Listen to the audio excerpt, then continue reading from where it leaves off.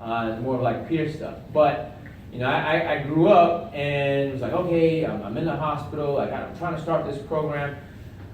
KAVI and the violence intervention stuff had existed on paper for a good 5 years before we even did anything about it, because we thought we had to have money.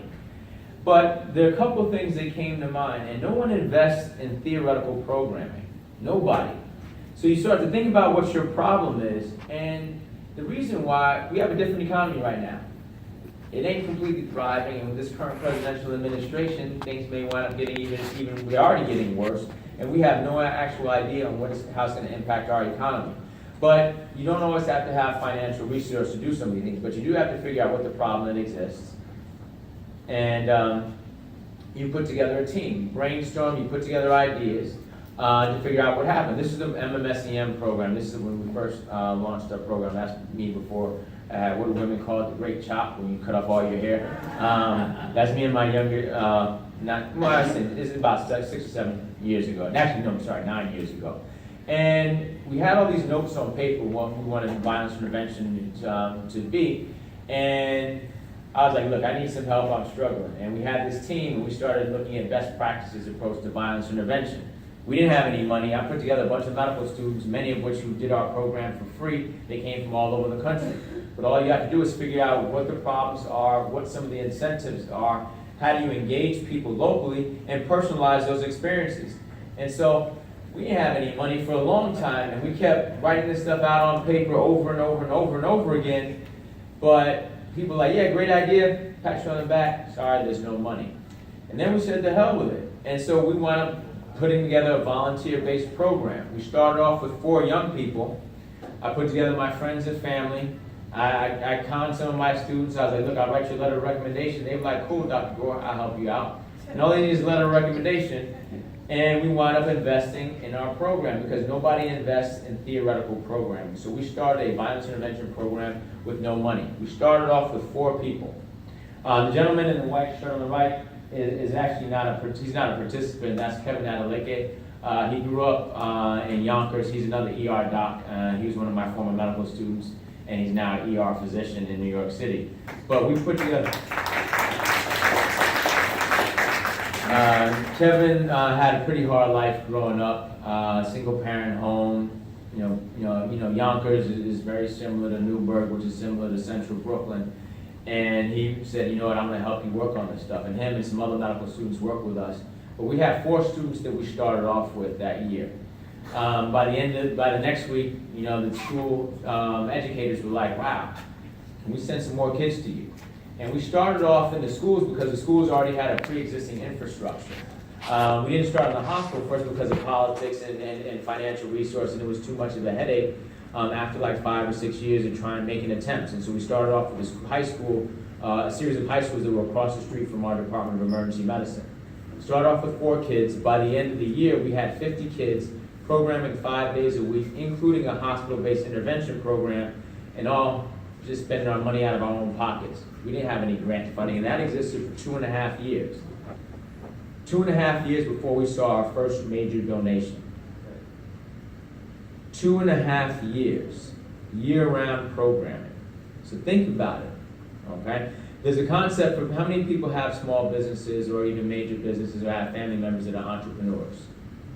Okay, many people in here. And in business, there's a concept known as sweat equity. I didn't know what that meant, and I was having a conversation with my dad, who's an activist and photographer, but he's also an entrepreneur doing media work. And he said, you got to have sweat equity. He said, why is somebody going to invest in something if you haven't invested in it yourself?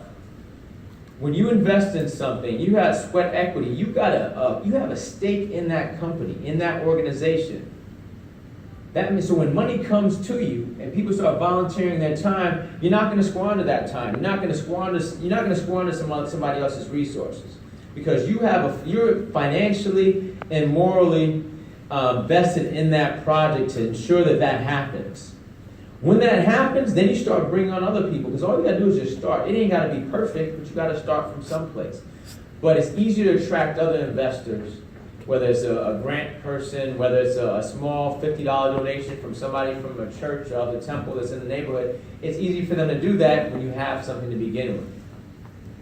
And I put this statement up here not just because I like Bruce Lee and I do martial arts and I do jujitsu, and Shihan Dunn, who's the person I train with, he always talks about being fluid, not being so choppy in your approach. And he kind of took that from Bruce Lee. You got to be fluid because that's me taking a quick break before a talk out in California on a paddleboard. I didn't fall in. I was really happy about that because that water was pretty cold, and I want excessive shrinkage to occur. But oh my God. I apologize to the kids. I'm over my head. I slip on that. But hopefully that went over some of their heads. But you have to be fluid in this approach because what you start off, what your grand idea is and what you want to implement may be very different on what you're able to do right then and there. Again, we started off with 4 kids who the schools had problems with. And we send us the kids who are in gang, that have been kicked out of class, send us them. The school's here, take them. We now have over 200 kids in our school and community program.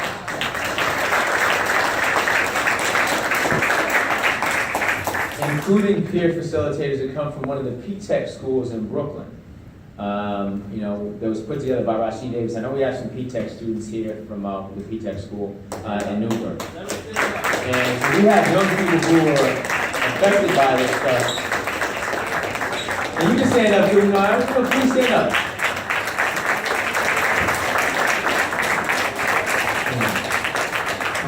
Because everybody thinks that this is an old people problem and old people are going to fix this stuff. No, it's not.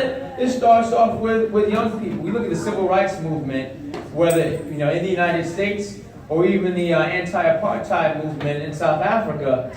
These were all, or any liberation around the world, students have been at the forefront of this. Students. We're not even talking about college students in many situations.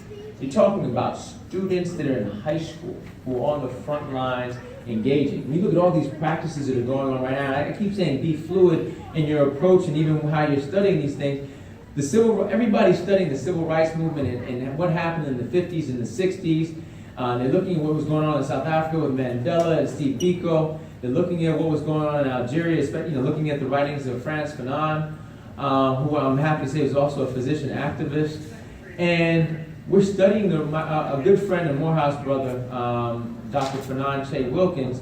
He told me, we had a conversation the other day, a few weeks ago, and he said, we are studying the actions of teenagers who made things happen and who completely transformed the world in the way that we know it.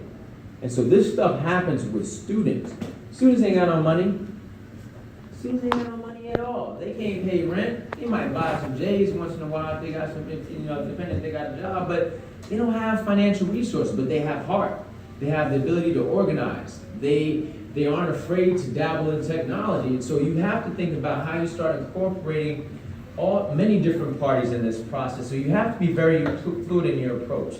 And another thing is you got to implement in phases. We started off with 4 young people, then progressed to 50-plus young people involved in our school and community-based programs, where we work with young people who've been shot and stabbed, but we also wind up working with people who have histories of frequent fighting, doing poorly in school, having easy access to weapons, gang involvement. Again, sound familiar? All those risk factors for re-injury, for both mass casualty shootings as well as violence that takes place in our communities. And we started building up from that. Now we're at a point where we have former program participants like Latasia right here, who's a college student, and she's doing intervention work with us in our school-based program, doing peer facilitation, actually being paid to do the work that she wound up being a participant in 6 years ago. And so you start looking at how do you bring in all these people together, but it doesn't have to happen all at once. Some people are like, if I don't get this money, if I don't get this right now, it's all or none, I'm not doing it. That doesn't happen. That's not how the business world happens. And until we start thinking from a social entrepreneurial point of view, we're not going to be able to implement effective programs. So our hospital program, we do work with people who've been shot and stabbed. If somebody comes in shot into the emergency department, we have the triage nurse puts a note in, and alerts the social worker. That social worker contacts a hospital responder. And we have hospital responders from the KAVI program, as well as a couple of other community-based organizations, Man Up Incorporated, SOS, which is Save Our Streets, and these are other groups that are doing intervention work in Brooklyn, New York, and in the South Bronx. And they send a person there to talk to patients, they talk to their families once the patient's been stable. But if the patient goes straight up to the operating room, they still engage with the families, because you've got a critical hour, what we call the second golden hour. Golden hour of trauma is when, you know, all these critical things that we implement can be life-saving, particularly for physical wounds. You know, once you have a bunch of gunshot wounds, people are going to start bleeding and bleeding and bleeding, and you can die from internal injuries if you don't secure that stuff early on. But there's a second golden hour of trauma, which is focusing specifically on retaliatory violence. And so if you've got somebody who's a credible messenger, coming from the community, who's not scared of people in the community, who isn't scared to talk to people who've been shot and stabbed because they may have a very close rapport with members of the community, those are the people who wind up doing the intervention work. You gotta have credible messengers. And this is also a way that you bring in people who've been considered to be marginalized. Our hospital responders, some of them have been shot and stabbed before. Some of them are formerly incarcerated. They paid their debt to society. That's what we call it, formerly incarcerated.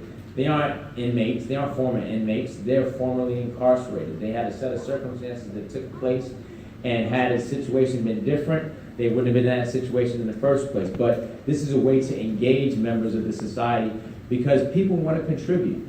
Whether you've got formalized education or informalized street education, everybody can be considered vital.